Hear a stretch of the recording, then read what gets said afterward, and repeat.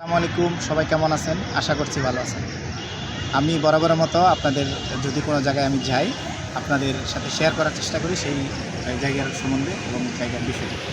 আমি আছি আপনার ঢাকার প্রাণকেন্দ্র যেটা বলে এবং ঢাকার ফুসফুস, সেটা হচ্ছে আপনার ঢাকার রমনা পার্ক।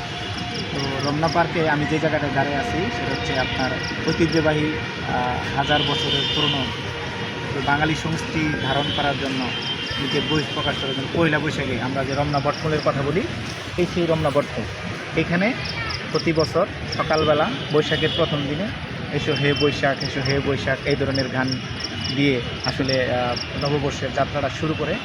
আজকে দিনটা শুক্রবার, সেই সুবাদে সারা ঢাকা শহরের আশেপাশে যারা আছে প্রতিদিন কর্মব্যস্ততার মধ্যে সময় দিতে পারে না, ফ্যামিলি বাচ্চা কাচ্চা তাদের সময় দিতে পারে না, অনেকেই জোড়ায় জোড়ায় লোকজন আছে, তারাও থাকে অনেক সময় বিভিন্ন দূর দূরান্ত থেকে এক জায়গায় দেখা করতে।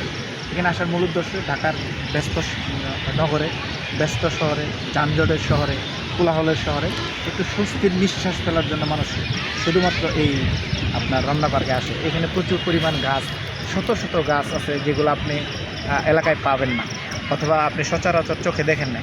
এই গাছগুলো এখানে আছে, গাছগুলোর মধ্যে নেম প্লেট করা আছে, পরিচিতি দেওয়া আছে, এদের অরিজিন উৎপত্তি কোথা থেকে সেটাও দেওয়া আছে।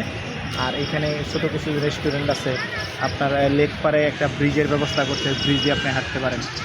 আশেপাশে যদি এরিয়াটা আমি বলি, আপনার দক্ষিণে হচ্ছে আপনার এই মৎস্য ভবন, উত্তরে হচ্ছে আপনার বর্তমানে যে আমাদের ডক্টর ইউনূস ওনার বাসভবন, আপনার পশ্চিম হচ্ছে শাহবাগ মোড়, আর পূর্বে হচ্ছে কাকরাইল মসজিদ অর্থাৎ কাকরাইল মোড়।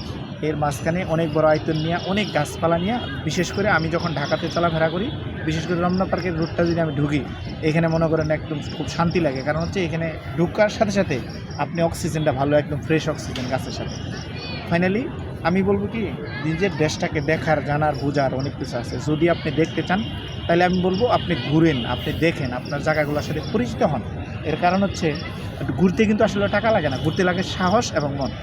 আপনি ফ্যামিলি নিয়ে পারেন, আপনি বাচ্চা কাচ্চা নিয়ে পারেন, আপনি নিজে পারেন, আপনি আপনার সময় দেন, আপনি ঘোরার জন্য, আপনি বলার জন্য, আপনি দেখার জন্য। আপনি যখন বাইরে ঘুরবেন, আপনার সমস্ত রকম ক্লান্তি, ভোগান্তি, আপনার হতাশা, এগুলো একটুর জন্য হলে আপনাকে রিমুভ হবে। এই জন্য আমি আপনাদের বলবো, আপনারা বিভিন্ন জায়গায় যাওয়ার জন্য যে টাকা খরচ করতে প্ল্যান করতে পারেন না, হুট করেই শুরু করে দেন, আপনি দেখবেন গেছেন, আপনার ভালো লাগছে।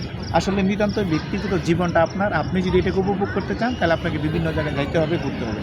আর আমি আমার মতো করে যেখানেই পাই, সুযোগ পাইলেই আমি খাই না খাই, টাকা থাকুক না থাকুক, আমি হুট করে কি বেড়ে যাই এবং দেখার চেষ্টা করি, ঘোরার চেষ্টা করি, বোঝার চেষ্টা করি। এতে আমার মনে করেন আমার যে ব্যক্তিগত জীবনের সমস্যা আছে, এই সমস্যাগুলো থেকে একটু হইলেও নিজেকে আলাদা রাখতে হবে। এই জন্য সবাইকে বলবো, নিজেকে ভালোবাসার জন্য ঘোরা দরকার, জানা দরকার, বোঝা দরকার।